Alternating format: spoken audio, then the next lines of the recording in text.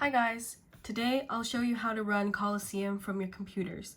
So what I've already done here is I've cloned the GitHub repository onto my local machine, and I'm going to follow the steps laid out in the repository, so you feel free to refer to that for all the steps. So I'm inside the Colosseum repository, and I'm going to go to the software folder, and I'm going to open up a terminal, and the command that you want to type in for the first time that you run Colosseum is going to be pip install colosseum -ui. So what this does is it's going to go through and install any packages that you need in order to run the UI.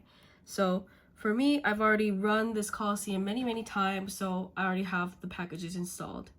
And once you're done with installing, all you need to do to bring up the GUI is to type in Colosseum.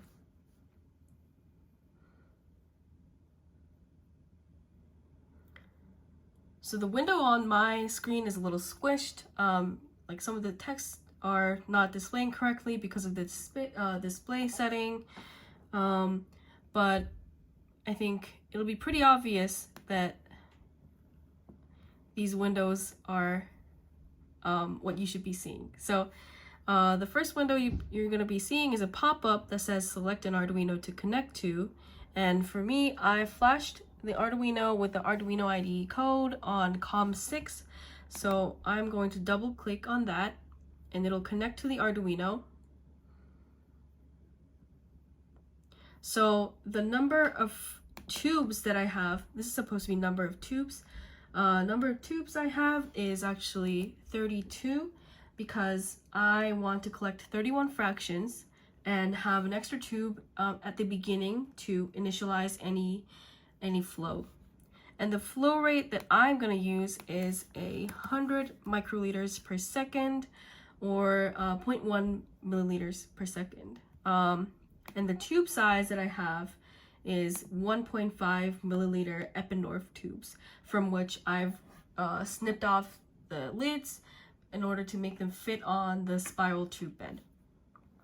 So the total volume that I want to dispense is 31 milliliters. So I'll go ahead, type 31 and choose the correct units.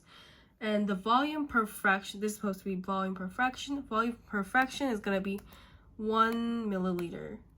So if I do the math without, letting the GUI do it for me, it'll be 10 seconds per fraction. So total time makes sense. 31 times 10 is 310. And yes, number of fractions, that also checks out. So before I press run, I am going to set up my Poseidon syringe pump to make sure the motors are connected correctly and I'm getting no air bubbles from the flow. So I'll come back to this once I'm ready to run. Okay, so now I've set up the syringe pump. It should be ready to go. Just in case the flow takes a little bit of time to stabilize, I'm going to start running the syringe pump earlier than I press run on the fraction collector. I also have a little drip tray for here, for just in case, because if the flow takes too long to stabilize, then it can sort of overflow and flow into the electronics inside. So I will start the syringe pump. And once the flow is sort of stabilized, I'll press run on the fraction collector, remove the drip tray, and let it run.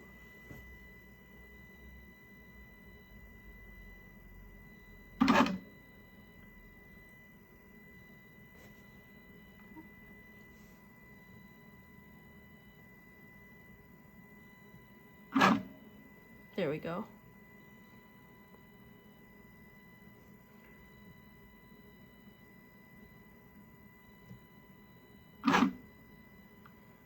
Sometimes the little knob at the bottom of the arm gets stuck to the tube bed, and it doesn't rotate as much as it should, so I just sort of adjusted it before it like started collecting more fractions, and it usually fixes the problem.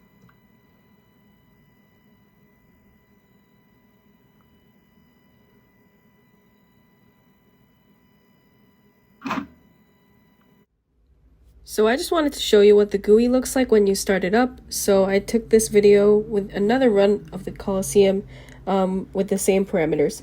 So as you can see, the right panel of the GUI is updating as the experiment is going on. So the volume dispensed is going to update in real time, and so is the time elapsed. And the time elapsed will be the time since you press the run button.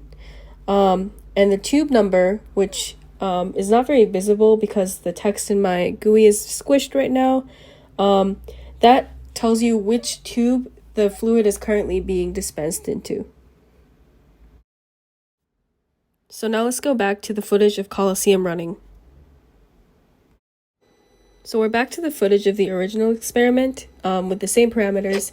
It's just that I sped up the clip a little because each fraction takes 10 seconds and it moves by very slowly.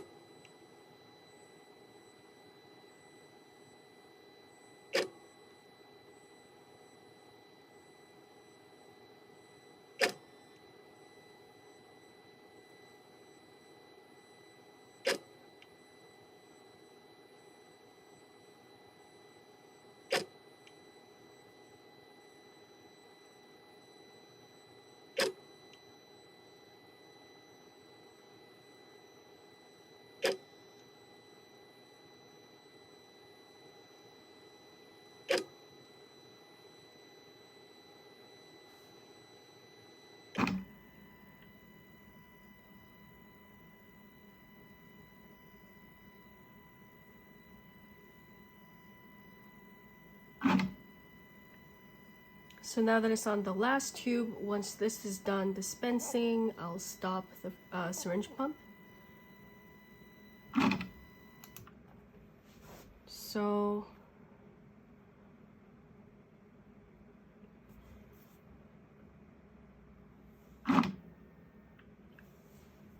and this last tube is just so that any drippage can get caught and not flow into the electronics.